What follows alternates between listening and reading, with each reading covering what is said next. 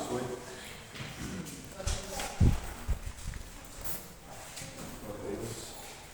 Quero, antes de qualquer coisa, levar a sua oportunidade pela vida do pastor Wilber, que é o dirigente dessa igreja, que é nosso amigo de longas datas, né? Tivemos algumas vezes nas campanhas de quarta-feira, e temos aqui também uma outra oportunidade da Escola Bíblica Dominical. Foi para a glória de Deus uma bênção, nós aprendemos muito juntos, e nessa manhã não será diferente, eu creio que Deus vai falar aos nossos corações. Essa é uma lição com um tema muito pertinente, né? Falar a respeito das prioridades. Nós vivemos em um tempo em que existe uma inversão muito grande de prioridades, né? As pessoas colocam as coisas no lugar das pessoas, depois querem colocar as pessoas no lugar das coisas, colocam as coisas de fora no lugar da família, colocam às vezes a família antes de Deus. E aí, quais são as prioridades na vida do crente? Então, a lição de hoje propõe falar sobre isso, e nós vamos aprender muito, com toda certeza, a respeito da palavra de Deus. Nós estamos nesse trimestre estudando sobre os profetas menores, já estamos praticamente encerrando o trimestre sobre os profetas menores. E nas lições que eu tive a oportunidade de ministrar, no ano passado ministrava com o Breno no Vera Cruz 1, que era passado do pastor, inclusive, o pastor Paulo César, que é a nossa igreja sede da regional. Ontem, domingo passado, ministrava lá e eu dizia para os irmãos: nós precisamos olhar para os profetas e perceber a relevância deles na Bíblia. Existe uma relevância muito grande dos profetas na Bíblia. Se nós olharmos para a Bíblia no seu todo, a Bíblia que nós utilizamos, né? A Septuaginta, a Bíblia que contém 66 livros. Os irmãos sabem muito bem que a Bíblia católica tem 7 livros a mais do que a nossa. Os irmãos conhecem isso. Então a nossa Bíblia tem 66 livros. Dos 66, quantos estão no Antigo Testamento? 39. Dos 66 livros totais da Bíblia, 39 estão no Antigo Testamento. Dos 39, 17 são de profetas. Então 50% de todo o texto bíblico do Antigo Testamento são de profetas. São 12 livros dos profetas menores e 5 livros dos profetas maiores. Então isso nos mostra a relevância do ministério profético na Bíblia, né? Houveram vários ministérios no Antigo Testamento. Os irmãos sabem muito bem que lá atrás Deus chamou os patriarcas, Abraão, Isaac, Jacó, aqueles homens que tinham um contato íntimo com Deus e que eram os grandes chefes de família. Eles lideravam as famílias deles. Abraão recebeu uma grande promessa, inclusive, sobre a sua família. Ele era o patriarca, ele que dirigia o povo, ele que guiava o povo, assim como foi com Noé, assim como foram vários outros patriarcas. Depois Deus mudou o foco, Deus colocou o seu povo na mão dos grandes líderes, Moisés, Josué, os homens que se levantaram com uma liderança forte e guiaram o povo. Aí depois de Josué vieram os juízes, né? E entre meio ali Moisés e os juízes tiveram os sacerdotes, que também eram uma liderança espiritual no meio do povo, né? Depois dos juízes vieram os reis, iniciado ali com Saul, com Davi, com Salomão, e foram vários reis sobre Israel, Judá, né, sobre o povo de Deus. Então nós percebemos que todos eles tiveram o seu lugar na história: os patriarcas, os líderes, os sacerdotes, os juízes, mas ninguém ocupou o lugar que os sacerdotes, que os profetas ocuparam na história do povo de Deus. Os profetas têm um lugar de destaque, né? Eles tiveram uma posição muito relevante diante do povo de Deus. Por quê? Porque o que significa profeta? Quem é o profeta? O profeta é a boca de Deus no meio do povo. O profeta é aquele que profere as palavras de Deus. É por isso que, muito comumente, né, quando o profeta vai começar a falar, ele fala o quê? Assim diz o Senhor. Porque a palavra que ele profetiza, que ele profere, não é a palavra dele, não é o pensamento dele, não são as ideias dele, não são os projetos dele, mas é a vontade de Deus. Então, os profetas ocuparam esse lugar relevante porque eles eram representantes de Deus no meio do povo. Se vocês olharem, vocês vão perceber que qual que era a singularidade da vida do profeta? Íntima relação com Deus. Não dá para ser profeta, não dá para querer ser profeta nos nossos tempos hoje sem ter íntima relação com Deus. É verdade. Um relacionamento íntimo com Deus. Você vai perceber aqui que a Ageu faz das prioridades, por quê? Porque só pode ser um profeta, só vai ter intimidade com Deus quem coloca ele como prioridade. Quem coloca Deus como prioridade está gabaritado para ser um profeta, porque ele vai ter uma íntima relação com Deus e vai conhecer a vontade de Deus, né? Com raras exceções, os profetas sempre ministravam no coração do povo o que era a vontade de Deus para o seu povo. Os irmãos estiveram talvez aqui na lição semana passada, Sofonias, e Sofonias ele é um homem singular, porque ele é alguém, né, assim como Abacuque, né, mais precisamente Abacuque, que eles se posicionam diante de Deus para falar através, que são ferramentas do povo para falar com Deus. Abacuque chega diante de Deus e fala: Deus, como é que o Senhor pode tratar o seu povo desse jeito usando os babilônios para tratar o seu povo? Então ele é um interlocutor do povo para Deus, mas a via de regra é o profeta se posiciona diante do povo para proferir algo da parte de Deus, e não o inverso, né? É sempre nesse sentido. E Abacuque não é diferente. Ageu não é diferente. Vamos aprender algumas coisas sobre a história de Ageu. Primeiro eu quero falar aqui um pouco sobre a verdade aplicada. A verdade aplicada da nossa lição diz assim: o discípulo de Cristo precisa estar sempre revendo as suas prioridades, se estão de acordo com a palavra de Deus. Isso é a verdade aplicada da lição. O discípulo de Cristo precisa sempre estar revendo as suas prioridades, se estão de acordo com a palavra de Deus. O primeiro ponto importante da verdade aplicada, irmãos, é percebermos que isso aqui não é para qualquer pessoa. Essa verdade, essa cobrança, esse chamado aqui, não é para qualquer pessoa. Com quem que a verdade aplicada está falando? Com os discípulos de Cristo. Isso fala de quê? De alguém que já tem um compromisso com a palavra de Deus. Essa cobrança aqui não é para quem não é cristão. Quem não é cristão lá fora anda segundo os seus próprios entendimentos, o próprio pensamento. Lá as pessoas não estão preocupadas com qual é a vontade de Deus. Não, essa verdade aplicada aqui, essa lição, fala conosco, com a igreja, aqueles que já são discípulos de Cristo. Porque discípulo implica em ter compromisso, em ter aliança. Discípulo é aquele que anda com o mestre. Discípulo é aquele que está com o mestre na dificuldade e está com o mestre também no momento bom. Olhem para o discípulo de Jesus. Jesus ele caminhou um tempo aqui na terra, durante 3 anos no seu ministério, e ele pregava para grandes multidões. Muitas pessoas se sentavam aos pés de Jesus para poder ouvir a sua palavra, para aprender. Mas havia um grupo seleto que ele mesmo escolheu, que eram os seus discípulos. A palavra diz que eram 12 discípulos, que ele escolheu a dedo. Não foi alguém que chegou por acaso, já foi entrando, não. Jesus ora uma noite inteira, segundo o Evangelho de Mateus, capítulo 10, ele ora a noite inteira, depois ele desce do monte, e aí de manhã ele separa os discípulos. Aí fala os nomes lá, a lista: Mateus, né? Ele chama a Judas Iscariote, que foi aquele que traiu, Pedro, André, Tiago, Simão. Então haviam vários discípulos, 12 pelo menos. Dos 12, haviam ali 3 que tinham mais dificuldade com ele, que era Pedro, Tiago e João, que eram os mais próximos. No barquinho, né?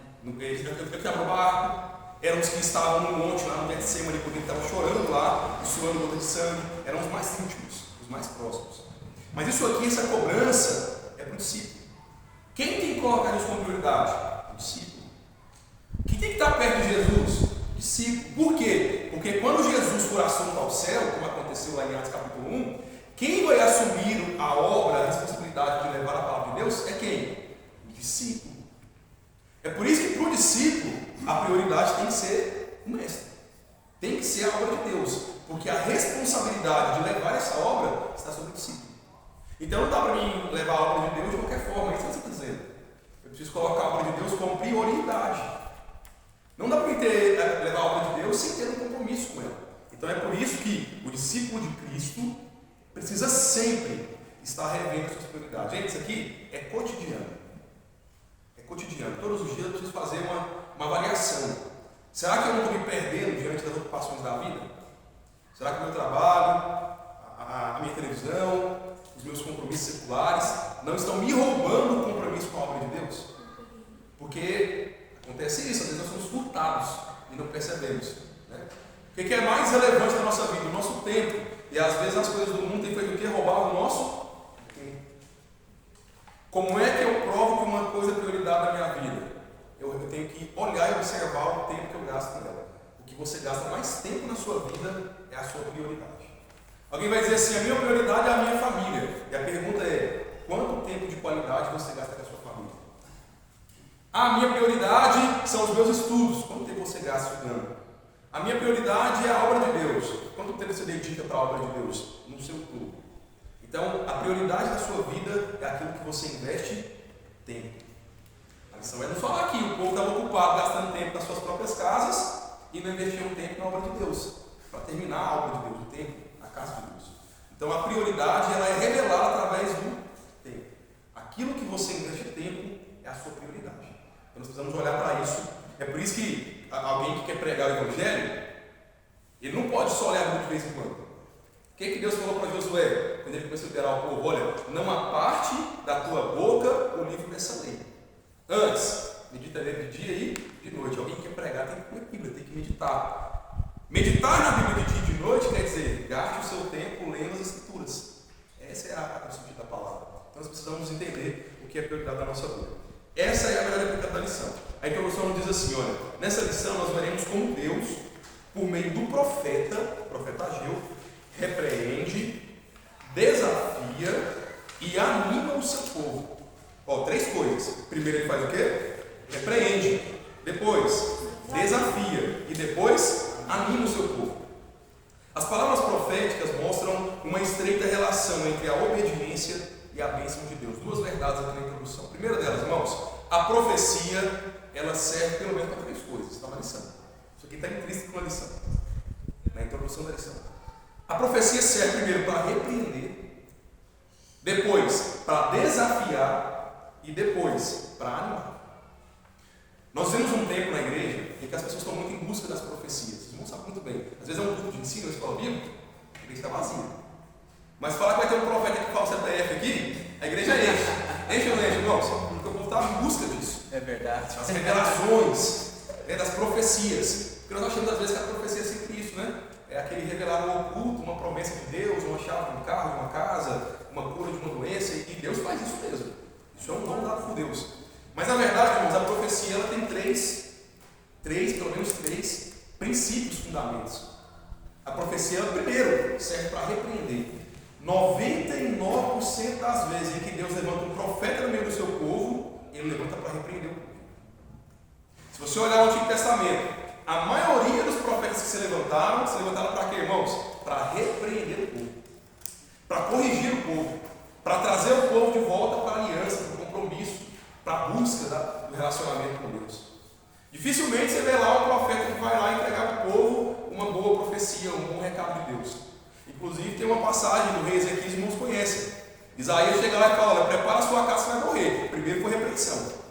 Ó, prepara a sua casa porque a morte está vindo. Aí Ezequias era um homem de Deus, tinha um compromisso com Deus, ele havia restaurado o culto ao Senhor. Ele não é qualquer homem. Ele teve um compromisso com Deus. Tanto é que Deus o avisou que ele morreria. Você vê aí uma relação dele com Deus. Deus foi lá avisar para ele, prepara a sua casa, você vai morrer. Tem gente que fala, Deus foi lá para ele castigar, não. Era a relação que ele tinha com Deus. Deus foi lá avisado, olha, aproveita a sua família, prepare a sua casa, porque a morte vem.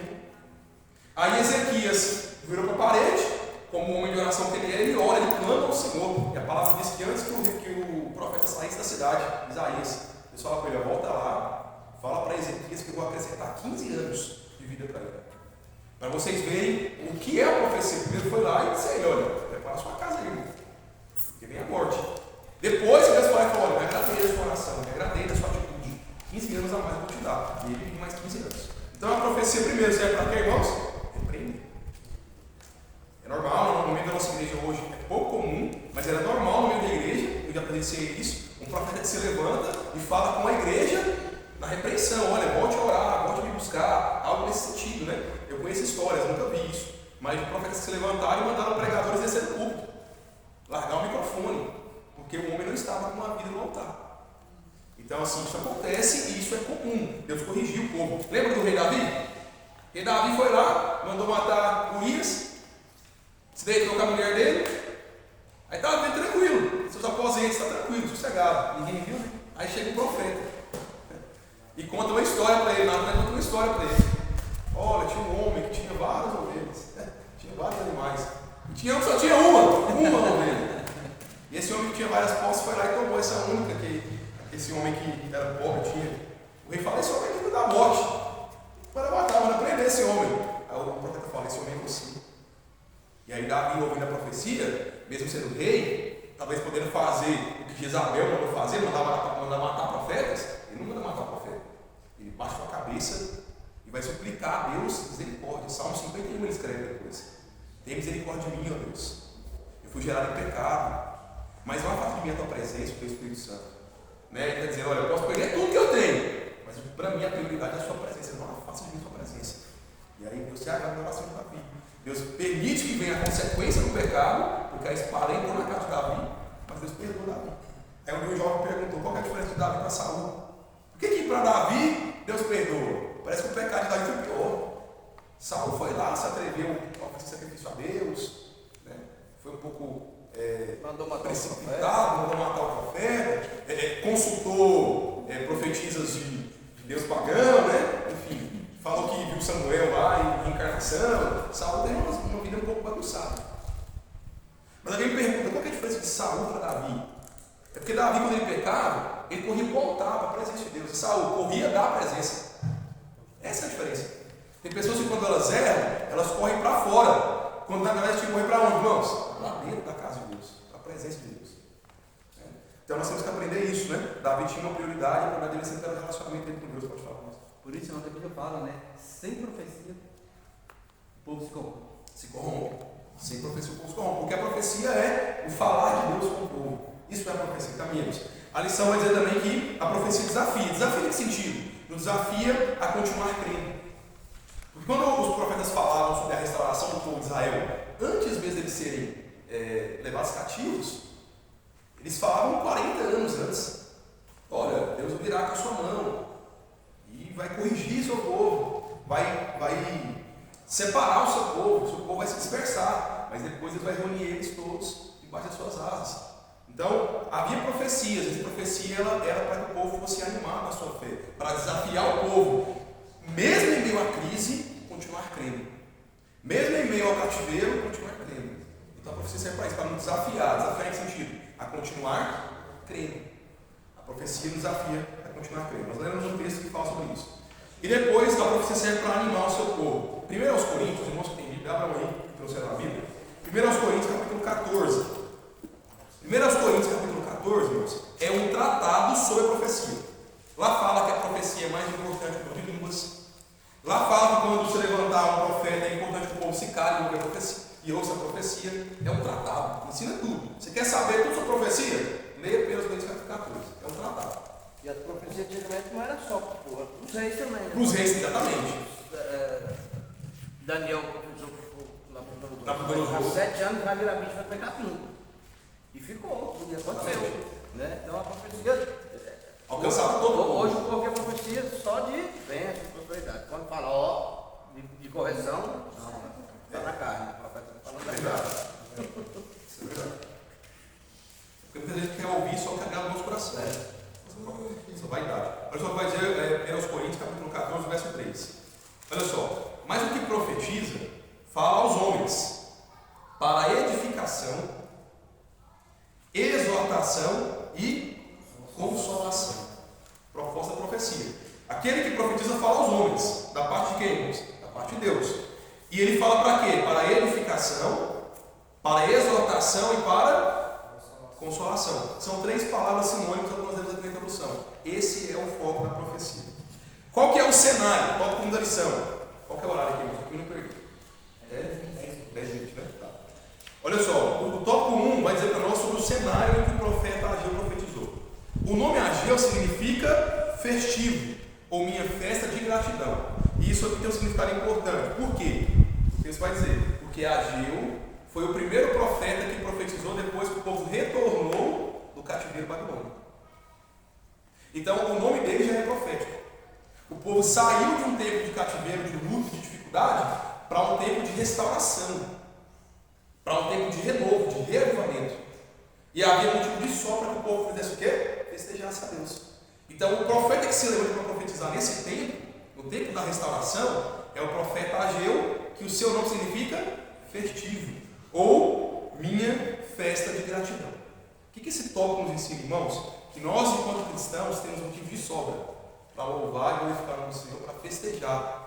Nós todos estávamos lá fora, cativos, como o povo de Israel ficou.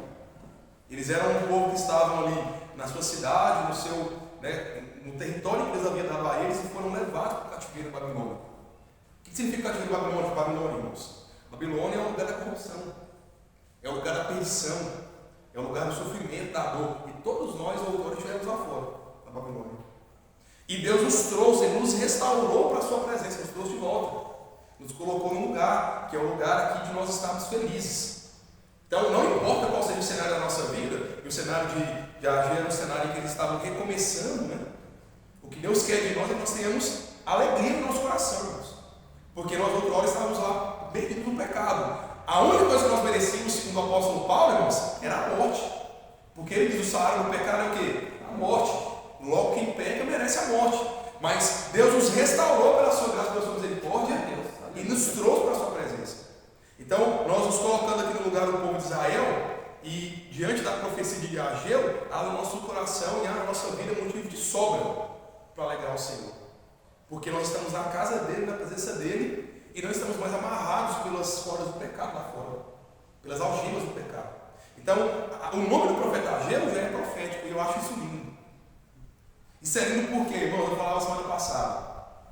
Porque nós temos que perceber que quando Deus chama alguém para o ministério, Ele chama alguém desde o ventre. Porque Ageu não nasceu quando ele profetizou. Ageu nasceu, aqui vamos dizer, alguns historiadores até trouxe esse livro aqui, que é um comentário bíblico, né, sobre os profetas. São 5 livros, esse aqui é sobre os profetas. E aqui vai dizer, é provável que Ageu tinha 70 anos quando ele começou a profetizar. Porque talvez, isso há duas vertentes. A primeira diz que talvez ele é alguém que nasceu em Jerusalém e que foi deportado para o Babilônia. E ficou lá, se lembrou do tempo que o povo adorava no templo e por isso ele profetizou sobre a necessidade de restaurar o templo. Alguns vão dizer que ele era um jovem que nasceu na Babilônia e que foi, né, retornou junto com o povo e por conhecer a palavra de Deus ele entende que é necessário restaurar o culto. Há duas vertentes, né? Mas a mais concisa é que ele seria um homem já de 70 anos profetizando sobre a restauração do templo. Então, irmãos, o que Ageu nos ensina aqui? É que o seu nome profético fala de um chamado que vem mesmo antes, né, dele começar a profetizar. É como Sofonias. Lembra da lição passada? O nome de Sofonias também era um nome profético. Deus guardou, Deus trouxe, Deus restaurou, nesse sentido, Deus protegeu. Era o significado do nome de Sofonias. Deus guardou. E isso fala de quê? De quando Sofonias nasceu, porque ele nasceu no reinado de Manassés, que é um rei que queimou o próprio filho em sacrifício. Um rei mau, que queimou o próprio filho. Então, esses nomes dos profetas, nomes proféticos, falam dos seus próprios chamados. E aí fala o nosso coração no sentido de que, quando Deus escolhe alguém, quando Deus chama alguém com um propósito, desde o ventre, Deus vai escrevendo a história dessa pessoa para que ele viva o propósito de Deus. Lembra de Jeremias, quando Deus chama ele? Ele fala: só apenas um menino. Deus fala: não, antes que você fosse formado, eu venho da sua mãe. Eu te chamei, eu te escolhi. E as nações te dei para o profeta. Jeremias capítulo 1. Então isso prova que quando Deus chama alguém, a história dessa pessoa vai levar ela para o propósito de Deus. É claro que nós temos a liberdade de escolher, mas viver ou não o propósito de Deus. Está nas nossas mãos. É um livre-arbítrio. Mas quando Deus escolhe alguém, Deus chama alguém, ele começa a escrever a história dessa pessoa, para que essa pessoa viva o que Deus tem para ele, o propósito de Deus para ele. É o caso de Ageu, o nome dele significa festivo, porque ele foi levantado como profeta num período de restauração, num período de alegria no meio do povo.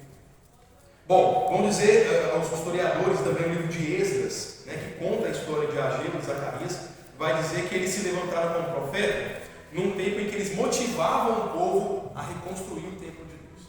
Irmãos, o que significa restaurar o templo? O que é o templo do povo judeu? Lá? O povo judeu, o que é o templo? Presença de Deus. É o significado da presença. É o lugar da manifestação de Deus.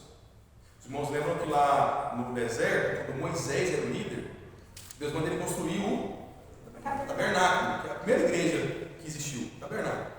No sentido de prédio, primeira igreja. Era uma tenda móvel, que eles, de acordo com que eles iam viajando, eles montavam aquela tenda. Os levitas tinham o papel e a função de carregar os utensílios do templo, né? Havia lá toda uma estrutura dita por Deus a Moisés, né? Havia o pátio do templo, a tenda, o santo, né? O lugar santo, o santo dos santos, né? A mesa dos pães, o candelabro de ouro, o altar de incenso, o altar de holocausto, a pia de bronze, vários utensílios. Era uma igreja, né? E ali era o lugar de Deus manifestar. Uma vez por ano, o sacerdote entrava na presença, tinha o sacrifício, né, da expiação, ele entrava lá no Santo do Santo, oferecia a Deus o sacrifício, etc. Os irmãos conhecem muito bem a história. Depois do tabernáculo, Deus coloca no coração de Davi o desejo de construir um templo, que já seria um prédio fixo, já em Jerusalém. E ele coloca no seu coração esse projeto, mas Deus não permite que ele construa aquele prédio. Quem é que constrói? Salomão, seu filho. E a palavra diz que era uma grande construção, a ponto de reis de outros lugares virem para poder ver, para conhecer, devido à sabedoria e também o tamanho dos feitos de Salomão. Salomão constrói o templo e por muito tempo o povo adorava a Deus naquele lugar. Só que o que aconteceu com o povo? Eles corromperam o templo. Ao longo dos tempos, eles foram se envolvendo com pessoas que eram de outras nações, trouxeram ídolos para dentro do templo, corromperam o culto, os sacerdotes, como o irmão disse aqui, o sacerdote, a liderança do povo se corrompeu, e Deus permitiu que eles fossem levados cativos. Eles foram levados em pelo menos 3 levas, né? Quando Nabucodonosor se levanta, ele leva então primeiro os príncipes, enquanto Daniel, Ananias, os 3 amigos lá de Daniel são levados, né, para Babilônia. Depois são levados mais um pouco de pessoas, eles são levados para lá, são presos para Babilônia, ficam lá cativos. E na última vez que Nabucodonosor vem contra Judá, ele destrói a cidade, derruba os muros e destrói o templo, ele incendeia o templo. Então ele destruiu tudo. Quando se levanta o rei Ciro, o rei Dario, ele se levanta e, sendo usado pelo próprio Deus, ele permite que o povo volte para Jerusalém. E aí entra a história de Ageu. Aí o povo volta, e quando eles voltam para poder restaurar o templo. A primeira coisa que eles fazem ali é fazer os alicerces do templo. Né? Só que a palavra vai dizer para nós, irmãos, que eles começaram a construir, e quando eles construíam, quando eles estavam ali construindo, se levantaram muitos opositores contra eles. O povo começou a questionar, se levantar contra e a lutar contra essa construção, a querer atrapalhar o povo de Deus a restaurar o templo. E aí entra então as profecias de Ezequiel, a gente vai ver a aplicação dessa profecia. Falando de Davi, né? Não era tão que ele era segundo o coração de Deus, né? Porque Davi, ele pensou o impensável, né? Porque Deus falou assim: Davi, quem te falou que eu queria um templo? Quem disse que eu precisava de um templo, né? Então ele pensou o impensável, né? Davi Ele quis fazer para Deus mais. Ele fez mais. Havia para ele a possibilidade de construir um grande castelo para ele, e Deus ficaria com uma tendinha. Então ele olhou e falou: preciso fazer mais para Deus. E ele deixa que o seu coração confie. Isso daqui é prioridade. Isso é prioridade. É você colocar em primeiro lugar, de vazio. Né? Isso é prioridade. Professor, sim. É nesse aqui que entra Neemias também, para reconstruir Jerusalém ou não? Neemias ele vai na última leva, porque voltou o muro. Quando eles voltaram sob a liderança, fugiu o nome do líder agora, eles voltaram sob a liderança de um homem, Zorobabel, e eles focaram em reconstruir o templo, mas não terminaram. Eles começaram a reconstrução. Neemias volta na última leva. Depois. Porque Neemias foca na reconstrução dos muros da cidade. Ele foca na reconstrução dos muros da cidade. Né? Que significa a proteção. Neemias e Esdras? Esdras voltou antes de Neemias, né? Esdras volta por um propósito. Olha só que Deus trabalha. Cada um tem um propósito. Zorobabel, reconstrução do templo. Esdras, voltar o povo à palavra de Deus, porque ele era um homem que era escriba. E ele volta para trazer o povo de volta à palavra. E aí depois vem então Neemias e volta a focar na restauração do templo. Cada um com um propósito. Um na presença, o outro na palavra e o outro na proteção da cidade. Cada um com um propósito. No caso, essa nação forte, a Babilônia, quem derrubou ela? Se levantaram, o povo de Israel, quando eles foram levados cativos, eles foram libertos porque se levantou uma nação. O pessoal vai dizer, né, que os persas se levantaram contra a Babilônia e derrubaram então o reinado, né, que era um grande reinado de Nabucodonosor e de Babilônia, que era uma grande nação. Inclusive, o governo do anticristo, que isso é escatologia, né, no fim dos tempos, o governo do anticristo será chamado de a grande Babilônia. O mundo corrupto como está hoje será chamado de a grande Babilônia. No sentido figurado, é claro, né? Mas ela foi destruída lá atrás, como será destruída também no final dos tempos, pelo poder de Jesus. Os medo-persas foram derrubados na Babilônia. Irmãos, continuando. Aqui até coloquei um comentário, tem uma pergunta. Zorobabel voltou com 50 mil pessoas e eles focam na reconstrução do templo. Esdras voltou com 1.700 pessoas e ele foca no estudo da palavra de Deus, na pregação do Evangelho e ajudar também nessa reconstrução. E Neemias voltou com o restante do povo e eles focam na reconstrução dos muros. Foram 3 levas.